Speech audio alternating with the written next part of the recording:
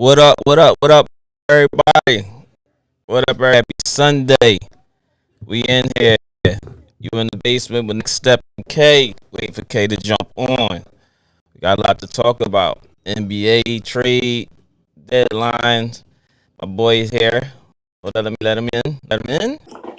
Oh, they My let me in boy this is time. here. I paid my clearance. I got my clearance fee. Your clearance. Yeah. You ain't on today neither. What's up with that? What's that? You ain't got your glasses today. Yeah, I have to. I have to go. I gotta go to Lens Craft to get a new pair. My lens came out. Oh, she was playing basketball. My lens came out and I couldn't find it. It must have fell out like on the subway. So that's what it was. Thing, right? I was looking crazy. I had one lens in and one lens out. Mm-hmm. And I had some bags in my hand, so I was looking real homeless too. Oh man, you still look homeless, but I'm gonna let that ride. Yeah, we in the base with Next Step and K, yo. You in here? You know what I'm saying? We gonna talk about it though. The big week, NBA trades, Super Bowl today. We just gonna talk about everything. I went to a couple of basketball games this weekend out here in Delaware. Sanford Girls basketball. I'm gonna support them. I have a couple kids on there that I'm close with. I'm gonna talk about that a little bit of that. And my man K, you went to a game. You went to a game or two this week, right? You went to the Penn Charter game. I went to the Penn Charter Germantown Academy game, which is always a good game because they're rivals. You know, they can't stand each other. Right. And good game, man. Went down to the wire. Took Penn Charter overtime to get the victory. Mm-hmm. But it was a good game nonetheless. Shout out to Keith G. Real good. He had a couple great shots that he hit to get Penn Charter up. In the overtime, got a couple and-ones converted. Right. And I like them. I like those guards, man. Butler too. Butler. Yeah, most definitely. Marco Scrappy, man. He always played with an attitude and a passion, man. I went to a Sanford girls basketball game. Dallas Pierce and Amaya. I can't think of Amaya's last name, but they played big. They had two games this week. Actually, they played Ursuline or Ursuline or something like that, who was a big team. They beat them, and then they just played Cade, which was a big game for them. I guess that's almost like a rivalry game or something like that. But Amaya and Dallas got hurt in the prior game against Ursuline, sprung her ankle, but she played tough. She played through it, played a hell of a game. Her and Amaya stepped up big time with Dallas being limited. But they did very well. It was good to see some good basketball on the girls scene out here because it definitely needs some help out of this joint, man. But yeah, there was two great coached games that they played against two teams. Ursuline and Cade had good coaching with the girls that they had. But Sanford really pulled out both of those games, big wins for them this week. So looking forward to this Caravel game that they had to play, I think, next week. That's going to be a big game for them, too, because the player of the year last year, she plays on that team. I forgot her name as well, but she's a pretty solid player as well. I was looking at. But, other than that, man, we're going to get into these sports, man. We definitely got to get into the rest of this professional sports times. You know what I mean? That's right. Get heavy into it. We will be taking calls today. That's right. We want y'all to comment on the chats. We want y'all to comment on the chats. We can bring y'all comments up. You know what I mean? If y'all calling, we're going to be taking those calls. Let me make sure I set up the phone to receive these calls. But, just in case, if you need that number, the number is 302-844-8275. Yes, sir. We'll put it up there. Calls. I got to change that. Yeah. We can talk about the Rudy Rule. Hey, listen, we can talk about that too. We can talk a little bit about it as well, but because, it's going to be very short on that part because they did a few hiring of position coaches and African Americans, but we all know what that is about. And they heard us. And and as far as them hiring those African American coaches on that aspect, I'm thinking that they're going to have one of their people behind them as well, so that it's like you hired him, but I'm going to secretly hire somebody else as well because we hire you just because. It's going to be a lot of micromanaging going on. Yeah, most definitely with that. Yeah, but what you want to start off with, brother? Hey, What you man, well, want to listen, start off man. with? Well, first Episode of 4. all, My fault. My fault. Episode 4. This is what's that? episode 4 for us. This episode, Yeah, episode episode 4. Welcome, We trying to build these views up, man. I mean, we need you to tell a friend to tell a friend. We need y'all to lock in. We need y'all to subscribe. We need y'all to help us enhance the show, man. Like I said before, this show ain't just about us. It's about us enjoying what we love to do. We talk about it all the time. I created a platform for us to just utilize that, have some great dialogue, debates, talking about sports mainly, but we will be talking about as well as the entrepreneurship of what we need to be getting into. I will have some guests on here eventually as time comes along on their businesses, or if it's something that we need in our community, as far as like when it comes to businesses and financial growth and things like that. We're gonna be having all that stuff on here, man. But this is for everybody, but we can't grow now unless y'all help us grow. And this ain't about us, it's about all of us. You know what I'm saying? It's about all of us. Yep. So, Kay, you can get started off the day. All right. Well, thank you, sir. No problem. Well, it's Super Bowl Sunday, of course. And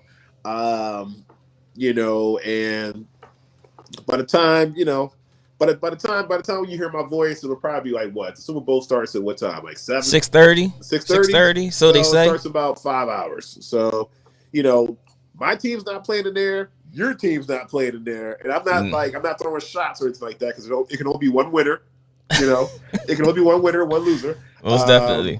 But I'm still going to enjoy the game anyway. And I know we covered a little bit, on last week's podcast. And my first question to you, Larry, is: Are you good? Are you still good with your prediction?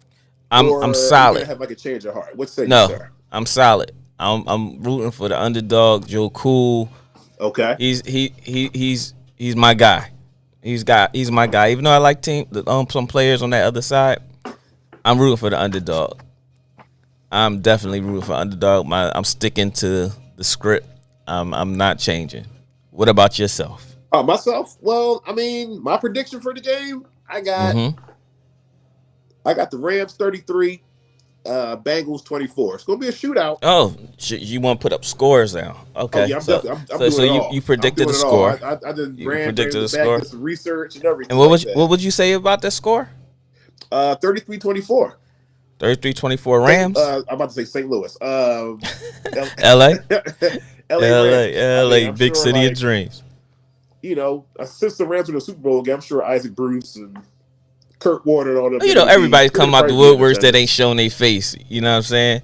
Eric Dickerson probably been the only Rams fan out there not fan, but alum that actually been putting his head out there on the guillotine for the longest. Oh, yeah. Now you're going to hear everybody start coming back and showing up at the game and with their biggest Rams uniforms and shirts and stuff like that. But It is what it is, man. I understand. That's that endorsement money, that commercial definitely. In case they win. That Super Bowl commercial, like 101 year Super Bowl commercial or something like that. We'll touch on that a little bit in a little bit too. My reason for the Rams are going to win, I'm going to put it to you like this. I'm going to tell a story. What's going to happen is the Rams are going to come out early. They're going to probably score first, probably field goal. Well, probably score a field goal first. And then what's going to happen, the Rams are going to start getting warm. And somehow, some way, they're going to go ahead by 2 scores, and then just going to be a comeback, because the Bengals aren't going to they're not going to just run late, roll over and stuff like that. So, but Stafford is going to steal the game, and I'm telling you, the way he's going to steal the game is going to be a storybook ending. It's going to be a storybook ending for Odell Beckham too, because he's going to win the game with a 3rd down conversion. And then they're going to run out of time. That's going to be it. Most definitely. Those of you who are already logged in and already joined us early, I appreciate y'all. I would like y'all to say a comment or something so we can shout you out. You're here with us, and it means a lot. It means a lot. Seriously. Tell a friend to tell a friend. If you're on here, holla at us. Just say, state your name. You know what I'm saying? You're in the basement with Next Step and K. That's right. Phone lines are open. 302-844-8275. We gonna open them up right away? You want to open them up right away, or you want to wait a little bit? What you want to do? So, what was the question you said again? I'm sorry. Go ahead. You want to open the phone lines up right away, or we want to get into the subject and then open the phone lines up? We can open the phone lines up now if you want. It's no problem. Okay.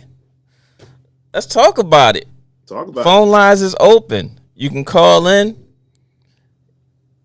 Let's hear what you got to say, or we can pick up from wherever you starting off at. As long as you're in here, that's the only thing that matters to us right now. Yeah, that definitely. You're in here. So, the phone lines is open.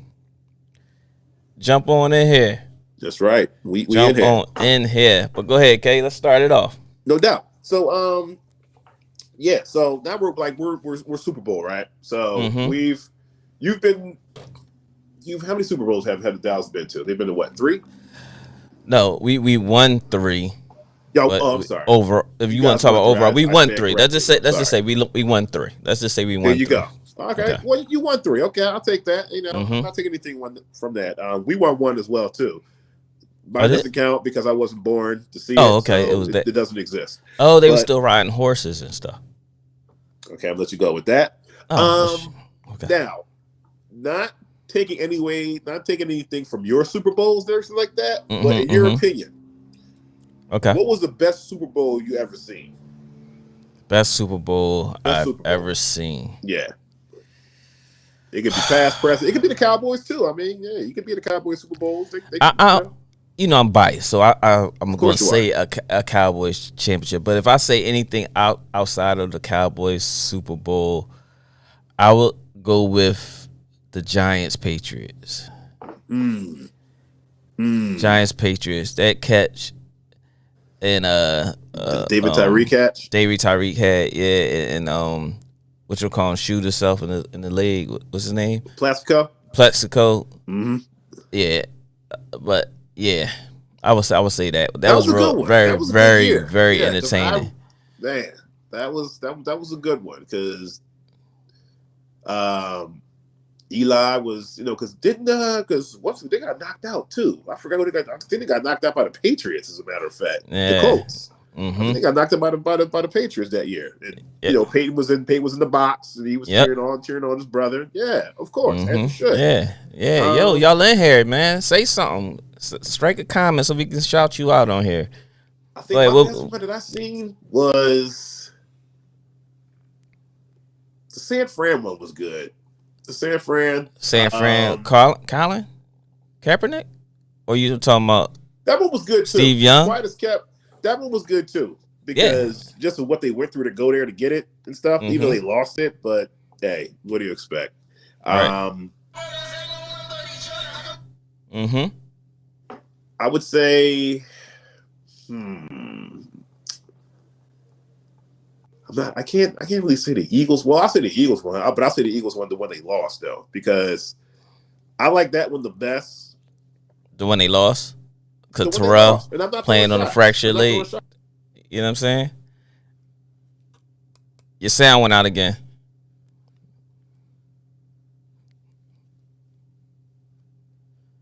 My boy, we got to upgrade his audio. His audio keep going in and out on us.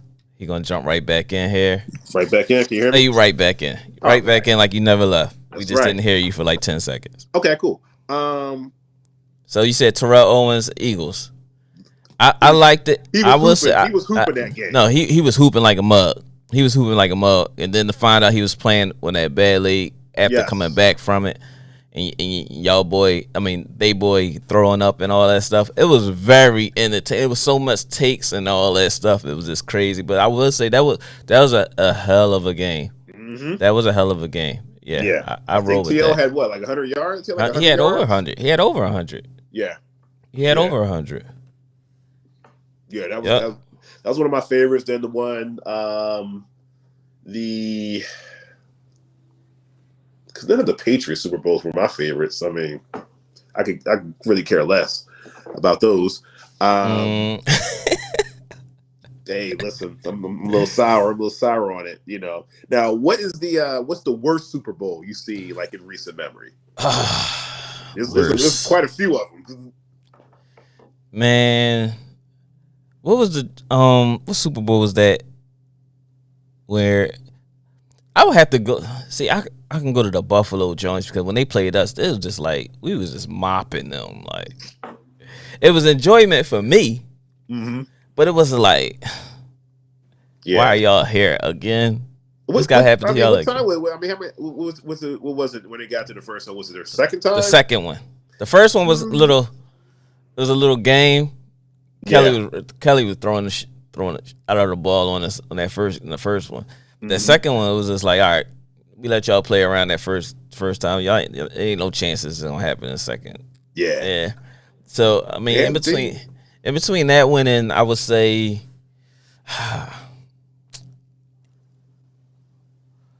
didn't LA blow somebody out? Best field on turf when they won the Super Bowl. I think they did. What it wasn't. You know what? We forgot the Super Bowl with Raiders and was it Raiders and what Super Bowl was that? When it went down to was it the Raiders and the Bucks or something? Was it? Because Bucks are NFC. So that's when the Brady rule came in with Tom Brady throwing the ball when he got sacked. That was the Raiders game, wasn't it? Right, and his arm went forward. Tampa Bay? Was it Tampa Bay? Was it the grungy?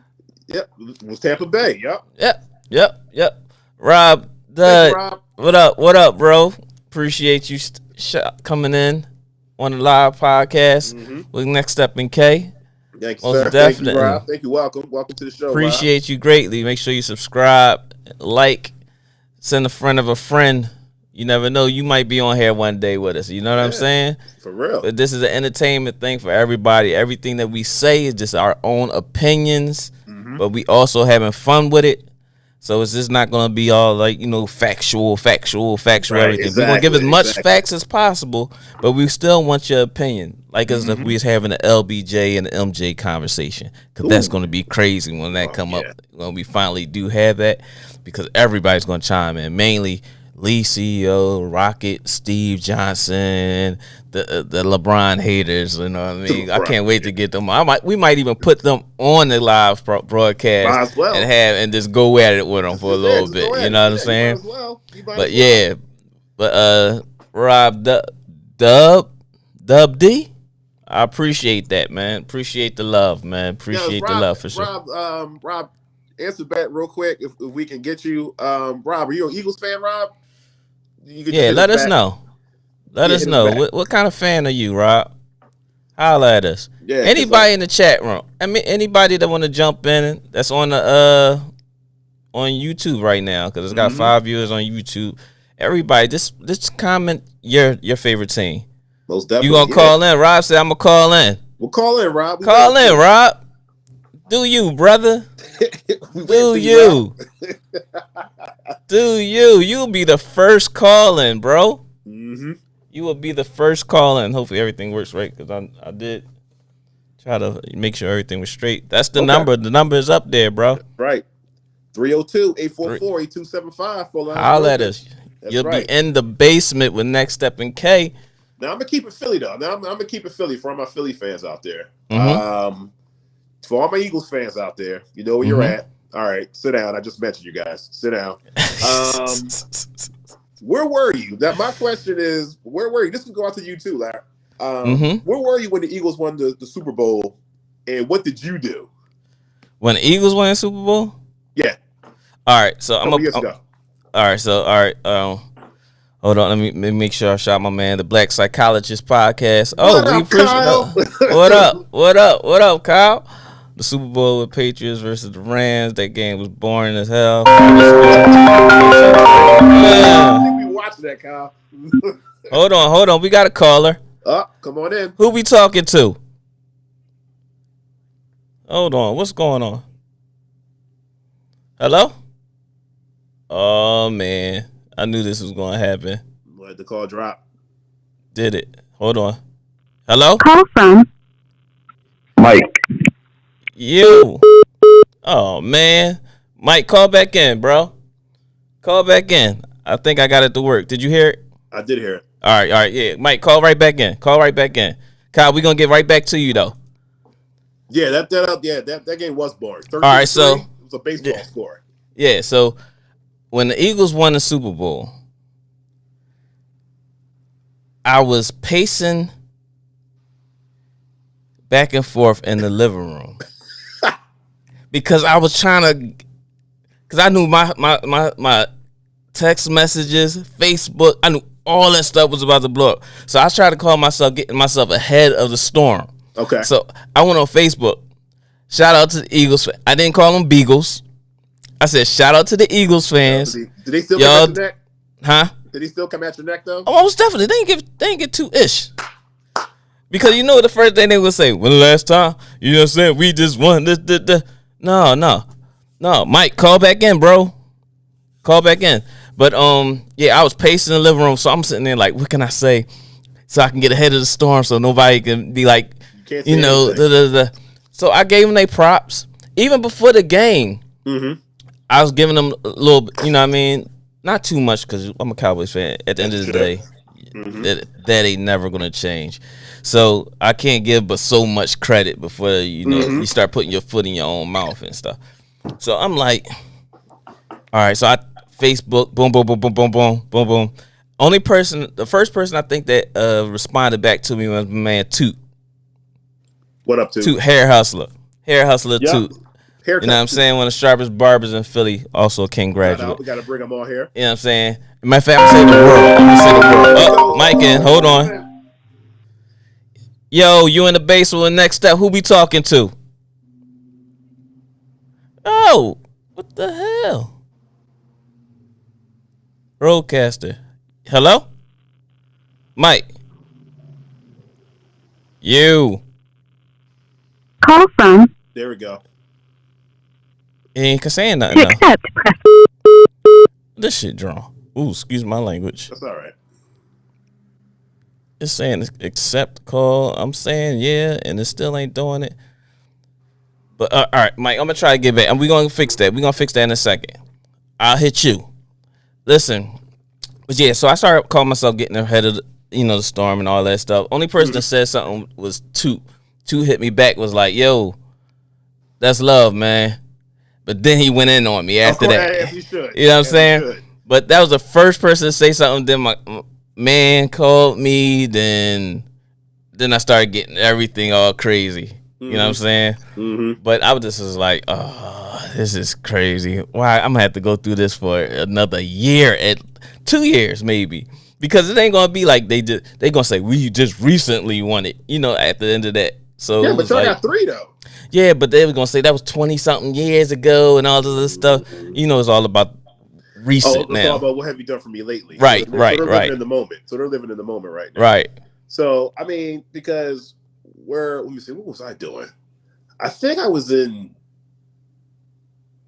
watching I remember I was watching it, and then I knew something was up when he did like they did the Dilly Daily, whatever that joint is called, whatever.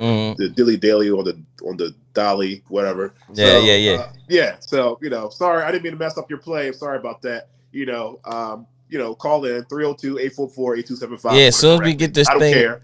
Soon as we get this thing. But once they did that play, I was like, oh, they might be onto something here. And next thing you know, like they won the game. I had to do a double take and just look at it like, oh, they really did win. And streets were flooded. I mean, I was on the way home and people were just dancing in the street, circa 2001 when the Sixers went to the finals that year and everybody was dancing in the street talking, so we're going to win the whole thing and stuff like that. We did it. People were crying. And I mean, shout out to all my Eagles fans out there and call in. Call in as soon as we get this thing fixed. As soon as we get this thing fixed. This is terrible. I'm mad that we doing this. And it was working a second ago. Now all of a sudden it started to trip on me. But Mike, we're gonna get back to you, bro. We definitely gonna get back to you. Now, did you cry? Now, here's a question for you. Like, did you cry when Dallas won the championship? Well, Dallas won the Super Bowl. I ain't get that. I ain't get that. I ain't get that emotional. But it was. I did cry. I ain't cry. I shed a tear when Emmitt Smith won the championship, broken the championship. Not the championship, the rushing record. You cried when that happened? It was an emotional moment for me. Why? because it was like Emmitt Smith. That's my cowboy. Emmitt did it. He the Russian all time. I was pacing my floor in my apartment, 7544 Fayette, back when I used to live in up the way. Shout out West Glen. Yeah. My first apartment, right. But yeah, I was pacing back and forth, and when he did, I was like, yeah. That's almost like when Christian Laettner hit that championship. I did a flip in my hallway in my grandma's house. For Christian Laettner? When Grant Hill threw on the bomb pass and the old, you don't remember that? My Blue Devils? Yeah, no doubt. No, shout out to my Blue Devils. Shout out to Coach K. We're going to be talking about him in a little bit too as well. Yeah. But yeah, like I shed a tear when Emmitt broke the Russian record. And then Christian Laettner, John, I was a little much younger then. Of course. But at the same token, that was like monumental moment for me. It was. That was one of those where you at moments. Nobody could say nothing to me. You know what I mean? We still gonna play the Simons and all that stuff and planning. Everybody knew I was a Blue Devils fan. And all that. It was crazy. It was fun. That's why I can't stand you now, man. That's why. What about you? Did I cry? Well, you know what? I did get super emotional when Jets won one game out of 15. That's right. You already know.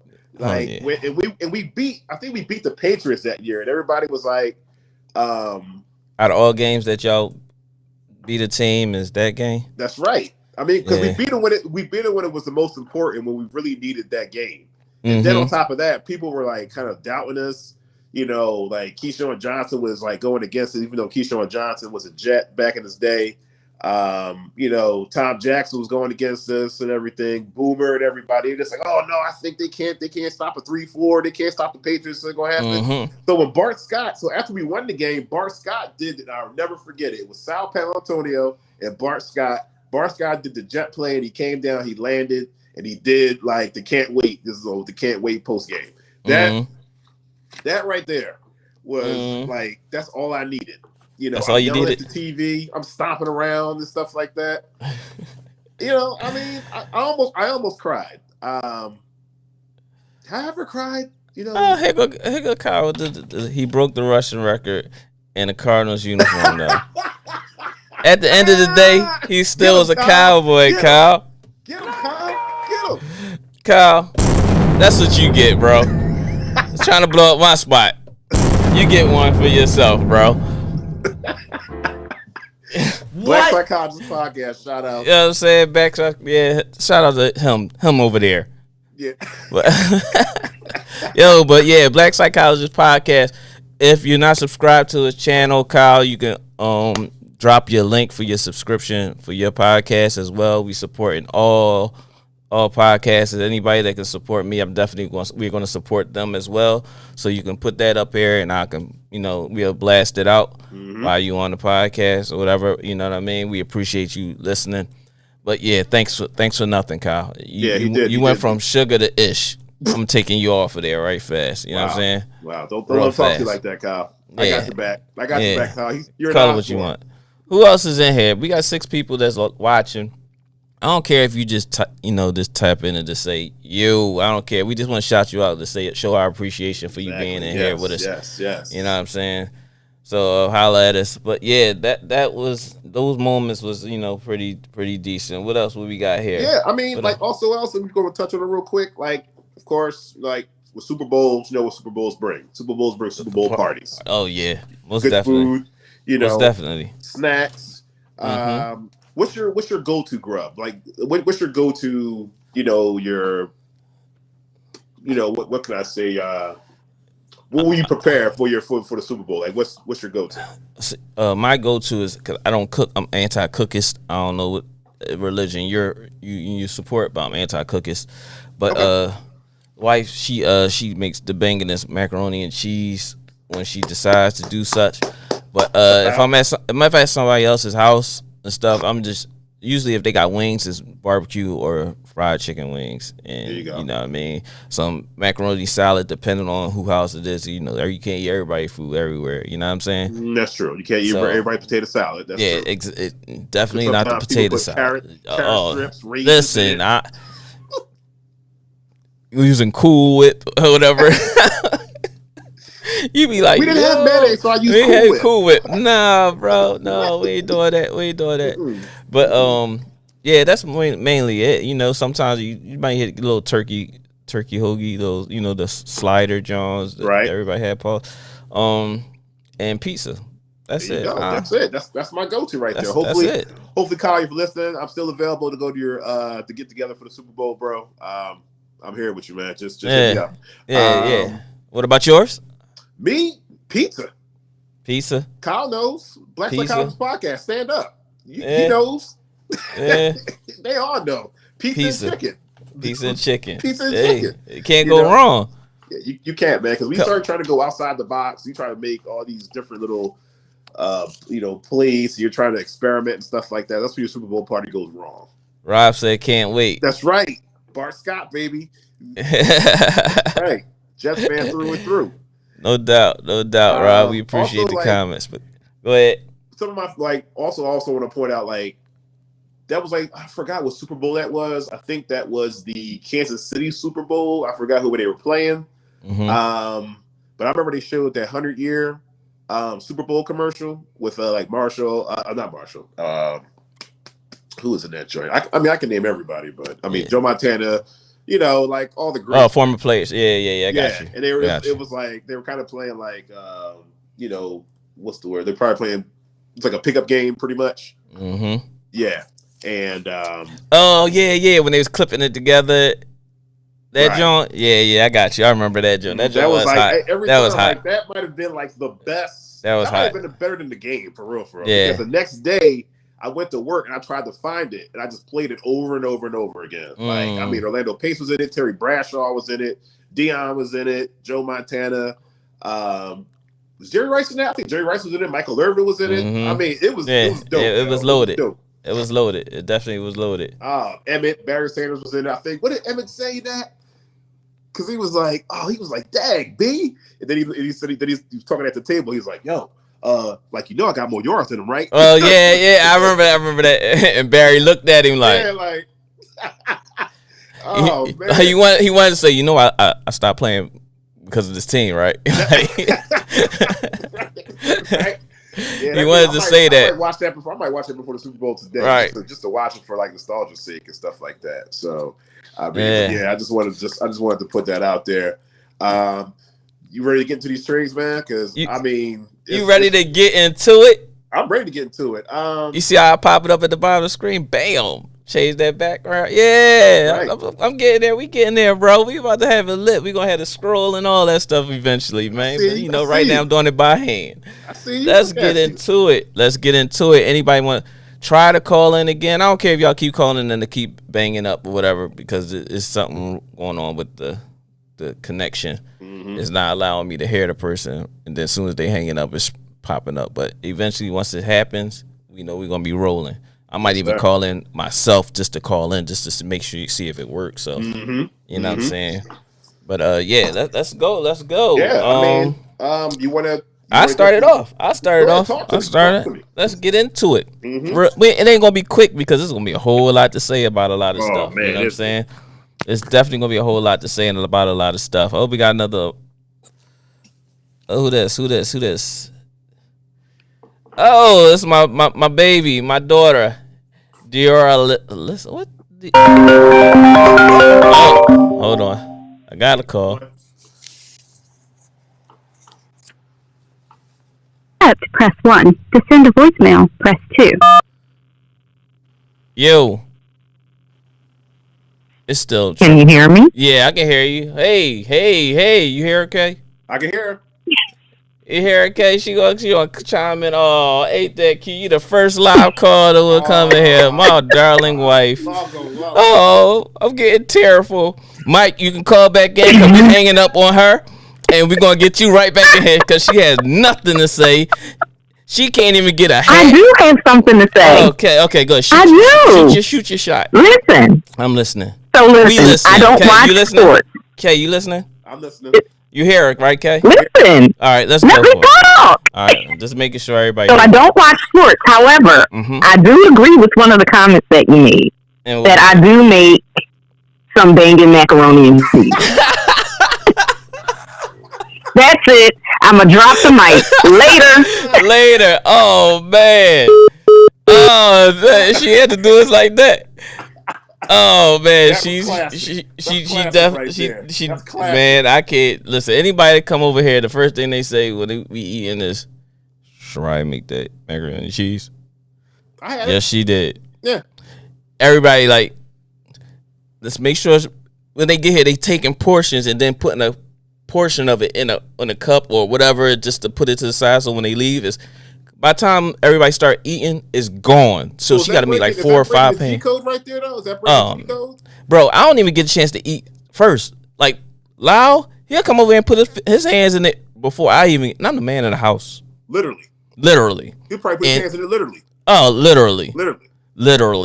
But Dior Alyssa, that's my youngest Alyssa. She's saying hi, Dad. You say hi to Uncle K. You gotta say hi to Uncle K as well. You know what I'm saying? She used to harass Kay back when she was smaller, when Kay used to come in and tutor my oldest, Alyssa. Oh, my God. She used to hit Kay, all types of stuff. I was like, that's real love, man. Yeah, right? Like Larry. That was all Larry's face right there. Like, oh, she said, hi, Uncle K. Hi, Uncle K. Yeah. We got some. Mike, you can call back in now, bro. I know how to get it. The wife got through it, not unless she did some secret magic stuff that got in there. What Alyssa saying now? Hi. I'm the youngest, Dad. Of course. I said that. I said you were the youngest. You used to come over and hit Kay while he was tutoring Layla. Remember that.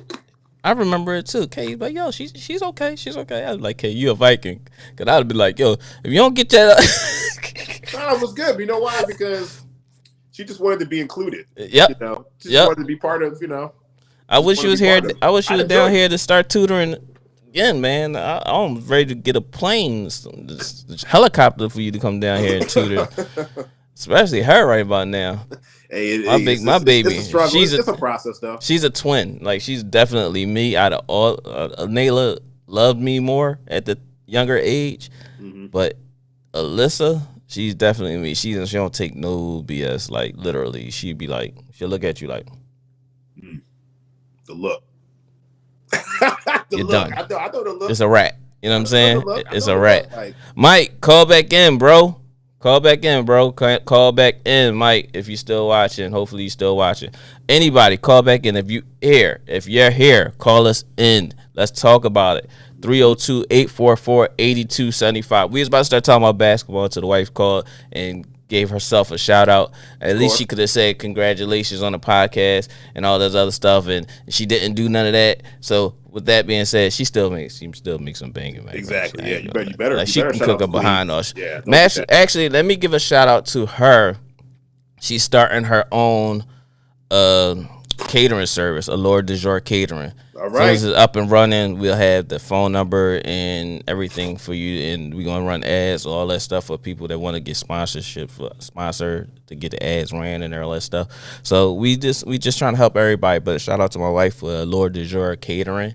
Congratulations. Coming to a house near you. You order, she cook, we taste it, and make sure it's going out great. But anyway. Yeah, congratulations, Rack. Anyway. Let's go. The first one, we're going to do the Blazers trade. Jump into it. They went to, we got Covington to the Clippers and Powell. Okay. So we got Clippers getting Norman Powell, Robert Covington.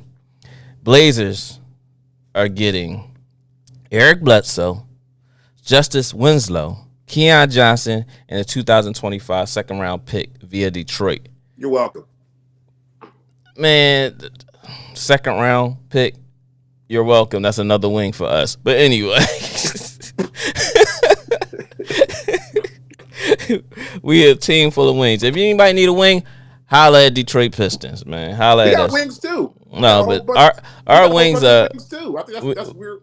We don't need a point guard. We got a point guard. We got lemon pepper wings over here. We got them lemon. Yeah. But all right, your thoughts. And then I'll chime in on mine. I think that's a good acquisition for us, just because of Kawhi and Paul being out, and then I mean there's a there's a mouse's nostril of a chance that both of them are coming back this year. More or less, Paul George might be coming back. However, that's kind of more for the future because Norman Powell, if he doesn't go to the 3 position, he'll probably just be a 2.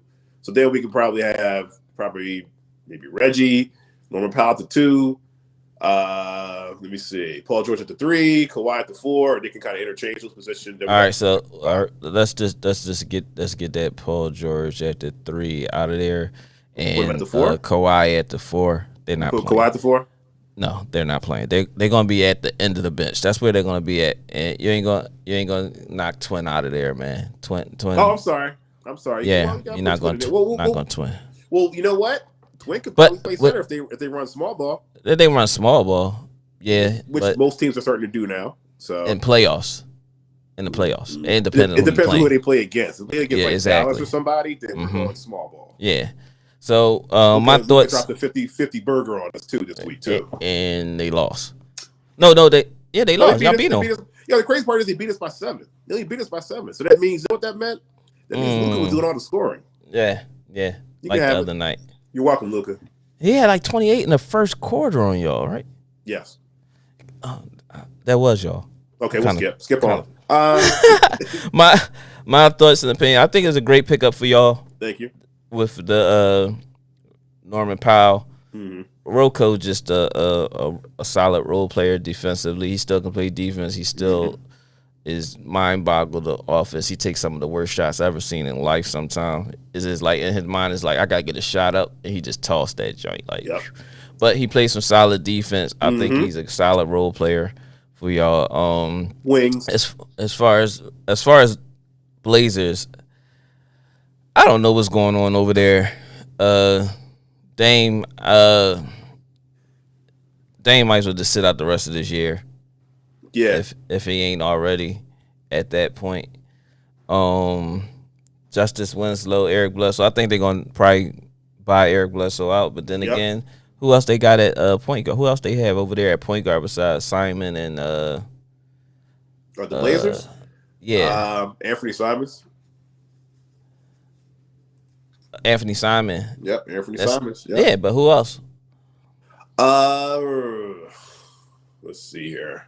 I was going to say Seth Curry. Damn. Exactly. That was like 8 years ago. Exactly. So that's what I'm saying. Like if you think about, you can't. Nobody's coming off the top of your head to say it because it's like you don't know what's going on over their period. You know what? If they buy Eric Bledsoe out, then you very limited. So now it's like he has to be there. You might as well just keep him there. And I don't think he on no big contract anyway because y'all gave him the contract, right? Right. Y'all gave him a 2-year something like that contract. Give him a 2-year deal. I mean, 2-year deal. So that means he probably is only getting like $6 million a year or so.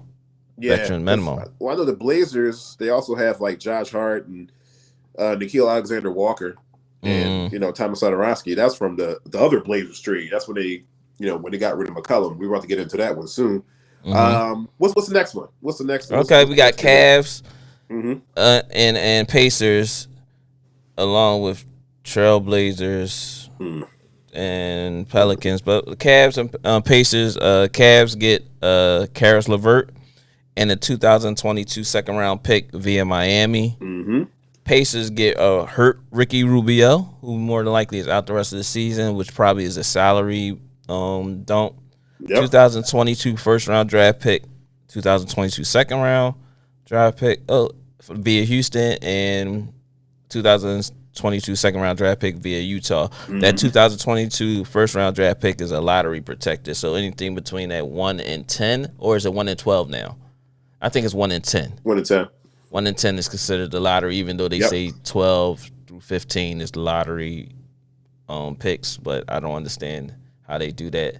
But it's 1 through 10 lottery protected. So that means they might kick to the following year, I believe, if they don't get that pick. So Karis LeVert is a huge pickup for the Cavaliers. A huge pickup for the Cavaliers. Even though he's been hurt quite a bit lately, you know what I'm saying? He still has that either you can play him off the bench or starting, and it doesn't matter with him. Mm-hmm. He's very interchangeable, and I liked him back when he was at Michigan. Yeah. So I actually have watched him play. Was he on that Final Four team? Yeah. Okay. Yep. Just making sure. Yep. Hold up. Did they win a championship that year? With he was on the team with what's the little guard that looked like Iverson? I know what you're talking about. He's at Dallas. What did they play against that year? Was it Louisville? I believe so, because Patino never won the championship. He won the championship with a boy that broke his leg. He won it at Kentucky. I don't think Patino won a championship at Louisville. I thought he won that championship when the ball broke his leg that year. Did he win a championship with Louisville? And what's the little guard? Look Spanish. He looked like Sam Sessoms a little bit. That was tough. Last name was like Sosa or something like that. Yeah. Yeah. I thought they won that championship because was a 2-guard, the dark skinned thin boy, this scorer machine. But he didn't pan out in the league. Yeah, we had to look that up. I'm gonna have to check that one. Yeah, so I think he is. I think he did win a championship with Louisville. Yeah, I'm pretty sure he did that year. It was that year. Billy Packer was riding his jock about like, oh, he's the only coach I know who could win two. He can win with 2 schools in Kentucky, Louisville and University of Kentucky. And I was like, all right, Billy Packer, ease up. Right. Yeah, I never was a big fan of him. Right. Yeah. So now the Blazers in return, they send C.J. McCollum to the Pelicans. So the Pelicans get C.J. McCollum, Larry Nance Jr., and Tony Snell. So you get a hell of a shooter, and you get two wings. You pretty much get 2 big wings, really, if anything. 2 big wing role players. The Blazers get Josh Hart, Nickeil Alexander-Walker, and Thomas Satoransky. So what's your take on this? Because I think the Pelicans are building. Now the Pelicans are building now, because if you look at the starting lineup, if everybody's healthy, you would have, you would have Brandon Ingram, Zion Williamson, and C.J. McCollum. That there is all. And C.J. just had 36. He just had 36 last night, and they lost though. But yeah, I think that's something special. The question mark is always going to be Zion, man. It's always going to be Zion. Is he going to be okay though? That's the thing. Is he going to? Man, I don't know. That's the biggest question mark. I've always been an Ingram fan. He's a former Blue Devil as well. But C.J. McCollum going over there is major. What's the guard with the braids here that's starting for them now? For the Pelicans? Yeah. He's okay. He's okay. But C.J. being there, it gives them another dimension of Brandon Ingram not having to do so much dribbling and scoring. CJ does that. It's just a matter of how they're going to play together, because I don't think Brandon Ingram is playing right now, if I'm correct. He was injured for the last couple weeks or so. He's always been smooth. I've always been an Ingram fan. Even at Duke, he was smooth at Duke. They just, I like the pickup of Larry Nance, a rebounder. You know what I'm saying, on a small deal as well. Tony Snell, he just a throw-in because he ain't been playing much of anywhere, any place. As far as the Blazers getting Josh Hart, Nickeil Alexander-Walker, and Thomas Satoransky, I feel for my man Josh Hart. He's forever going to be a 6-man, which is fine. But that Portland organization is just like trying anything right now just to try to please CJ, not CJ, but Dame. Yeah. With the new GM, he's making all these new moves now with the players he want. But at the same token, it's like, if you ain't getting another star over there, it's kind of gonna be unless Clyde Drexler and Terry Porter's I mean, you gotta hope you draft somebody that just pops for you. You know what I'm saying? They need to abandon ship. Yeah, I mean, Dame is like super loyal, and I appreciate that. And the same thing with Bradley Beal, like super loyal. It comes to a point, like, you know, sometimes you stay loyal for all these years. Everybody got to understand, you want to win. You want to win a championship before you're done. Mm-hmm. You know what I'm saying? Because everybody, that's going to be not to say that the Hall of Fame ain't going to be you, but at the same token, you want that. And you still young and still can actually play, opposed to you being injured for 6-7 years straight, missing 20 games here, 25 games here, 30 games here, and then you saying, all right, I'll go to somewhere else, or the organization say, all right, he ain't got nothing else left in him, let's throw him in somewhere, and then they done did you dirty after you done gave them your all. Mm-hmm. But yeah, that Portland organization is just confusing to me. I don't know what's going on over there. Now everybody just playing to be playing for their next contracts, I think. Pretty much. Simon is going to stay. I like him. He's very aggressive, can shoot quite well. Whatchamacallum always hurt. The center name. Why am I going brain fart? Their center, he's always hurt in between or in and out the lineup. Oh, that's foreign name. I know you talk about. Yeah. Is it Jurkic, I think? Jurkic. Yep. Yeah, it's Jurkic. Yep. Jurkic always hurt before he got hurt, he was playing spectacular. Ever since then, he's been down. So I ain't sure what to expect from him and anything like that. Don't forget to like, subscribe, and follow us on Instagram, Facebook, and YouTube. YouTube in the basement with Next Step. Facebook in the basement with Next Step, and on Instagram's in the basement.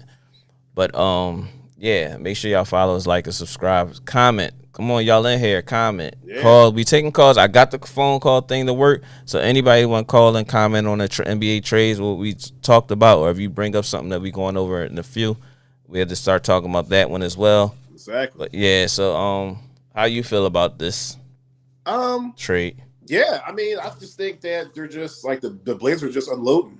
They're just loading and unloading. It's like they're just turning that thing into like a truck stop. That's all it is. Like, they're just coming and going.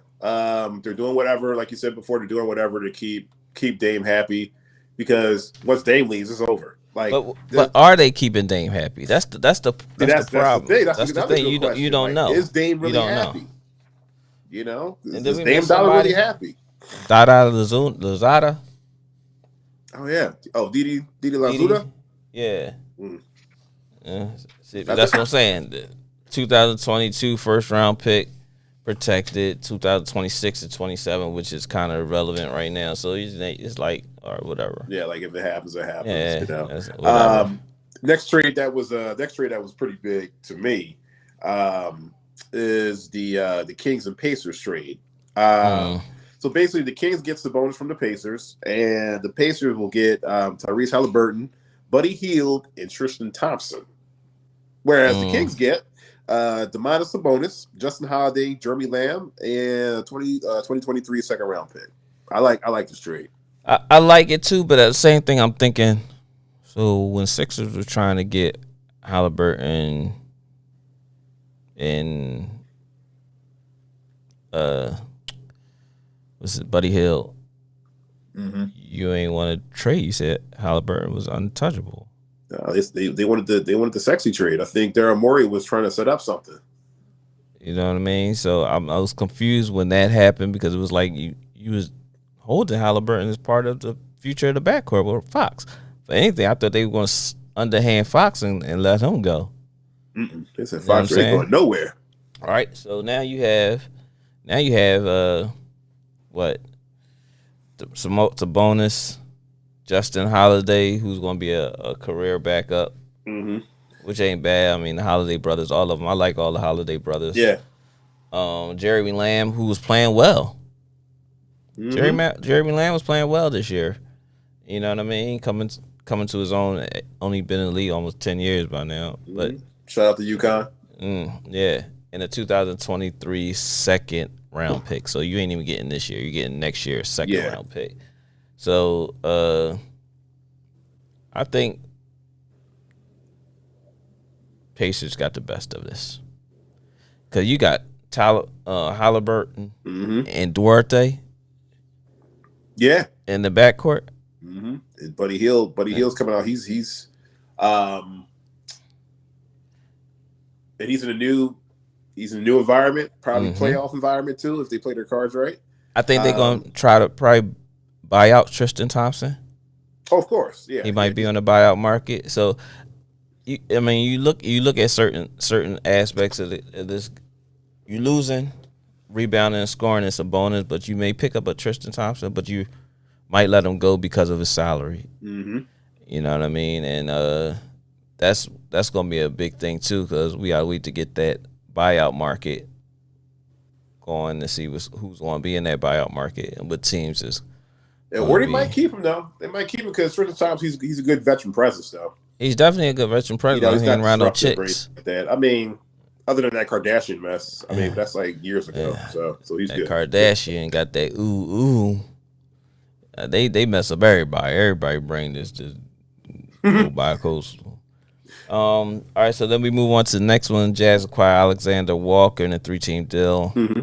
So Jazz get Nickel Alexander Walker from Portland. What's that? Juancho Hernandez Gomez from San Antonio. Mm-hmm. Blazers get Joe Ingles, Elijah Hughes, and a 2nd-round pick. Okay, so for the Blazers, we just will talk about that part right here. Okay. Blazers and Jazz. Blazers getting Joe Ingles is a nice piece. He's still not the star, and I'm not sure how that would go with Dame Lillard, even though Joe Ingles can initiate offense. Mm-hmm. Elijah Hughes, I'm not that familiar with him, so I'm not sure if he even played much. 2nd-round pick on the bench mob. So Nickel Alexander Walker goes to Portland. Mm-hmm.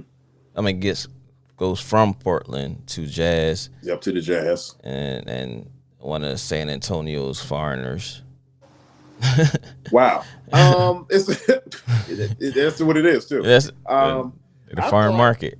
I thought what's his face though. I thought the Jazz were gonna hold on to Joe Ingles though, because usually the Jazz they take care of their own. You seen what he said. I didn't expect this. I didn't expect it. That's what he said. He said it himself. I didn't expect this. I was like, wow, man. I was like, did somebody say something about you and they got rid of you? Yes. I don't know. They don't do stuff like this. I don't know. Yeah. And Spurs get Tomas Sorsky. Yep. And a 2nd-round pick. Yep. Mm-hmm.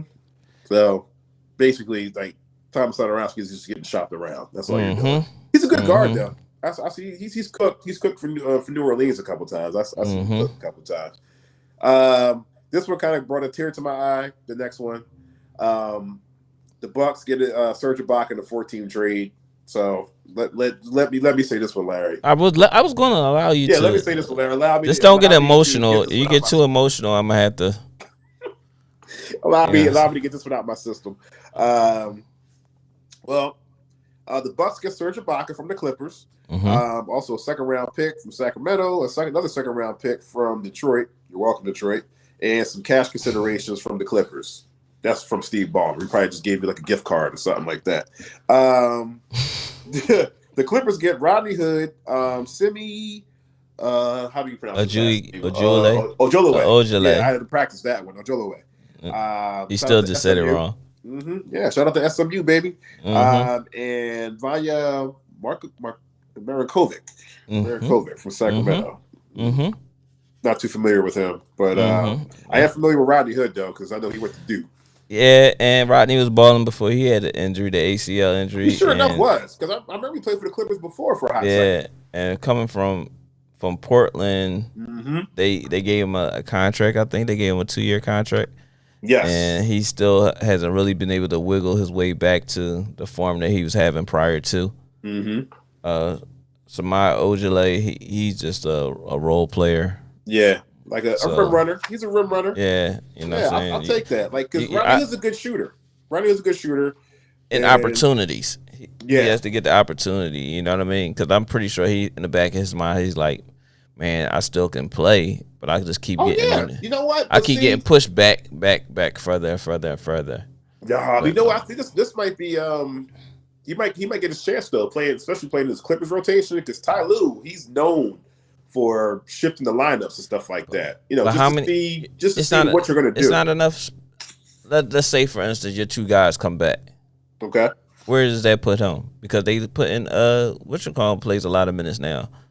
That played with my Pistons that y'all got, the shooter, white boy. Luke Kennard? Yeah, Luke Kennard. He's playing the pride of Ohio? He's playing a lot of minutes. He's playing heavy minutes right now. Twin. He's playing heavy minutes right now. Terrence Mann, heavy minutes. Mm-hmm. So where Rodney Hood gonna be in that rotation? He will be coming off the bench with. He's not playing point guard. He'll probably be coming in with Jay Scrubbin though. Yeah, but depending on the matchup, and Ty Lue is familiar with Rodney Hood, like he'll get some burn. Was Rodney Hood in Cleveland with Ty Lue for a hot second for a cup of coffee? Okay. So he knows. So Ty Lue knows, and like I said, Ty Lue is a great. He's a great team. He's a great team manager too. When it comes down to, he's showing himself as a coach this year. I'll tell you that much. Before I used to be like, it's just the hype. You know, should he get? Do you think he should get Coach of the Year consideration? Right now, yeah, most definitely getting consideration. Mm-hmm. He definitely should be getting consideration. That's without a doubt. If he not even 1 or 2, he should definitely be. He shouldn't be no further than 3, but I'm thinking 2 at least at the minimum. Okay. Well, yeah, I appreciate that. Also, in that 4-team trade, the Kings were also involved. The Kings and the Pistons were involved. Mm-hmm. Dante DiVincenzo, shout out, a.k.a. the Big Ragu. Yeah, shout out to Dante. Josh Jackson from Detroit, Trey Lyles from Detroit, David Meshnau from the Clippers, and also another second-round pick from Detroit. Now, your Pistons, they get Marvin Bagley III. Yeah, Marvin, like that. He finally started getting some time after the situation with his father and the Clippers organization going back and forth and stuff. But once again, he's not a true big. He's a what? What is he? Stretch 4. He's basically a wing. Mm-hmm. And another Duke player. And where are we at? With my Pistons have a bunch of wings again, and it's not wings to go. It's to go, man. We wing stop. We wing stop. You know what I'm saying?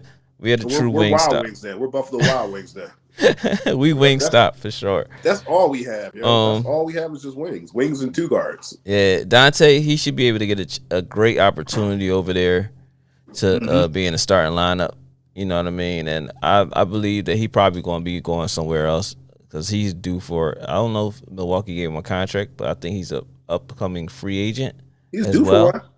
Yeah, so him coming off the injury, he finally started getting back on the court, and then this happened. So then it's like, all right, I'm going to Sacramento where I can light it up if I can. Mm-hmm. But at the same token, how realistic is my numbers going to be if I get a contract somewhere else to play somewhere else? And this is where you get your money at. Yeah, so you put up some good numbers in Sacramento. Josh Jackson, I just think he's a defensive player, a solid defensive player. Is this the same? I never liked the same Josh Jackson from Kansas. Yeah. Oh wow! That's that dude in Kansas, and he was starting with us. Mm-hmm. That's what I'm saying. Like we have a bunch of athletes, but wings. He was starting at like the 2 guard. What? Yeah, he was starting at the 2 or the small, one of the 2. I'm cool. But, but other than that, Trey Lyles. Shout out to Michigan. Yeah, it's like and then like we already talked about Marvin Bagley over at my Pistons, so that's done deal for me. Okay. So then we go to the Mavericks and the Wizards. So Mavericks send Porzingis to the Wizards. Mavericks get Spencer Dinwiddie, Davis Bertans. I think they both are 2 solid players, especially Spencer Dinwiddie. I like Spencer Dinwiddie. I really like Spencer Dinwiddie. So before he got injured, I haven't watched him really play this year. Yeah, I mean he's always been coming back from injury though. Even back in college, he was coming from injury. Shout out to what was that? University of Colorado. Yeah. The Saints would have brought you who? Chauncey Billups. Then we have Wizards getting Kristaps Porzingis and a 2022 second round pick via Dallas. Porzingis, he's a role player. His star days was in New York, and he wanted out of New York, and now he's just trying to find a way to still be able to get his numbers. He plays in the perimeter too much for me to be a 7-footer, and he can get to the basket, but he's not really trying to get to the basket. He's rather just catch and shoot periodically. Yeah. You know, he don't even play he don't really play the post. I think he just he maxed out his potential when he was in New York. Yeah, he doesn't. I don't know. I mean, and I like Porzingis too. Like, and you know, shout out to Kyle, Black Psychologist Podcast. He's a diehard Dallas Mavericks fan. I mean, yeah, I definitely want Kyle to chime in on this one with the Porzingis trade because I didn't see that one coming either. But I did because they were saying they was having friction for a while now. Doncic? Him and Luka, yeah. Oh yeah, well, so if you got friction with Luka, and then you got to think about Jason Kidd's the head coach, and Jason ain't going for that. You 7 foot and you just on the perimeter all the time. He had to play within what he had before something can happen, and I'm pretty sure he probably was the first person in that room like thank you, Mark. I appreciate it. We needed this.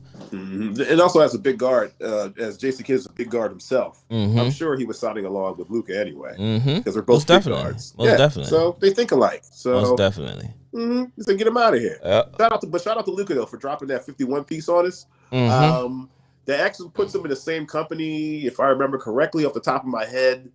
I think the only other 50-point scorers for Dallas would be Jamal Mashburn, Jimmy Jackson, and Dirk. Yeah. If I remember correctly.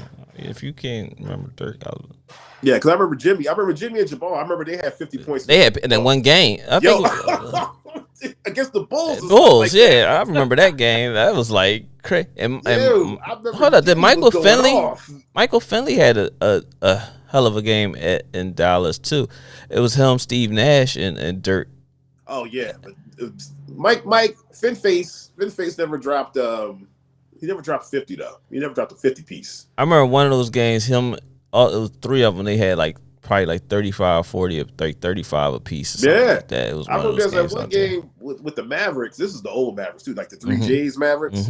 I think Jason Kidd had I don't know if he had a triple double or something like that. He had maybe 18 assists or something like that. I know Jimmy Jackson and Jamal Mashburn. They both had at least 30. Yeah. Talk to me, Kyle. Okay, Kyle. He said the Mavs trade was a good move for both teams. You know why they call him the unicorn, because you rarely see him. That's right. That's right. And then what else you got to say? When have you seen a unicorn before? Right. Him and Luka didn't mesh well, and Luka needs the ball in his hand. He was frequently injured, and he missed both playoff experiences in the last 2 seasons. Time to go. Yeah. Wow, Kyle, that's very heartless, true. Man. That's real heartless, bro. Very, very true. That's your team. Hey, that's your team. That's heartless, bro. Yeah, that's cool. It is what it is, man. You can't make that up. You make your own bed. You gotta lay in that. You just say the best ability is availability. Kyle says that all the time, yo. You know what I'm saying?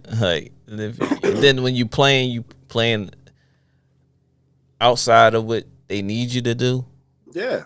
Or if you're injured, you're no good at anybody on the bench or at home or something like that because you're not in the game. So, and now we're gonna get to the big trade, the one big everybody's trade, talking about for the last most definitely subscribe, subscribe, and follow In the Basement with Next Step and K.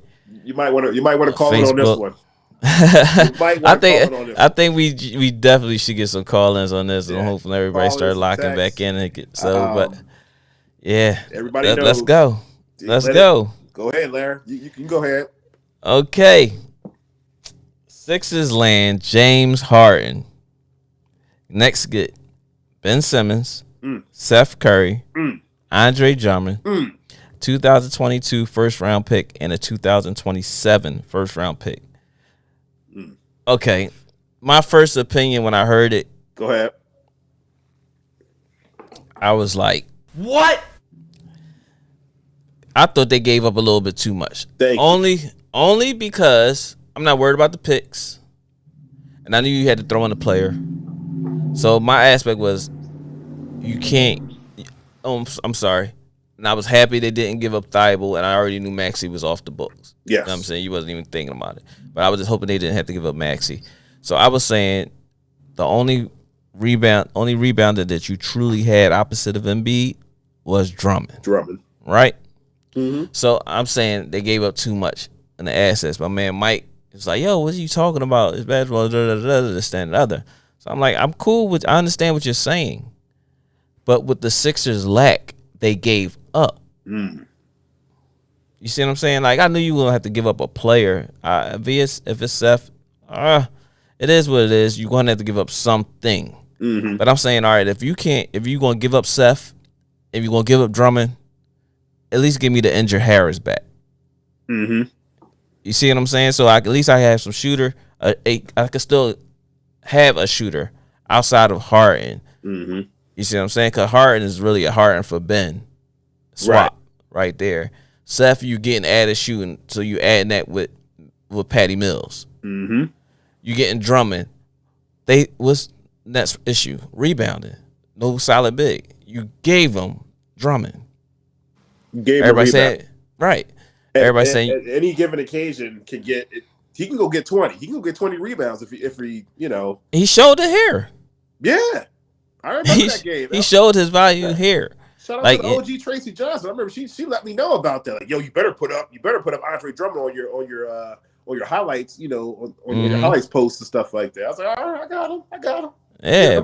So I'm sitting there saying to myself, I'm looking at it in that aspect of what you had to give up, which I knew you had to give up a player. And then I was upset that Danny Green didn't go with him. So I'm sitting there saying, like, you can have Danny Green, don't give up Seth.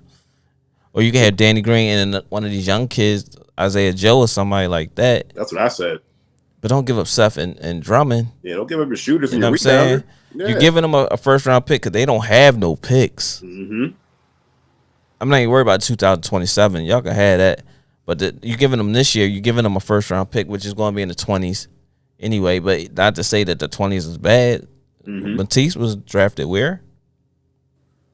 20 something, right? Yep. You know what I'm saying? Jameer Nelson was drafted 20 something. Mm-hmm. I'm sorry. Jalen was drafted 20 something. Mm-hmm. They were player of the years. Yeah. And Jalen about to get paid. His aid. Right? So I'm sitting there saying to myself, like, oh man. Y'all gave up all that. Yeah.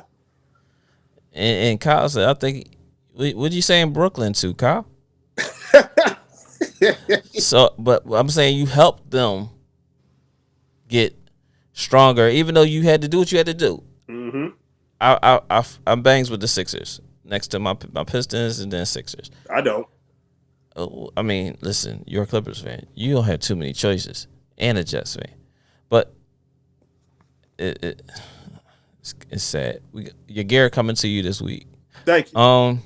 Yeah. So y'all also can get this in the basement hoodie, a sweatshirt, hats. We gonna have mugs, all the type of stuff, as also with giveaways.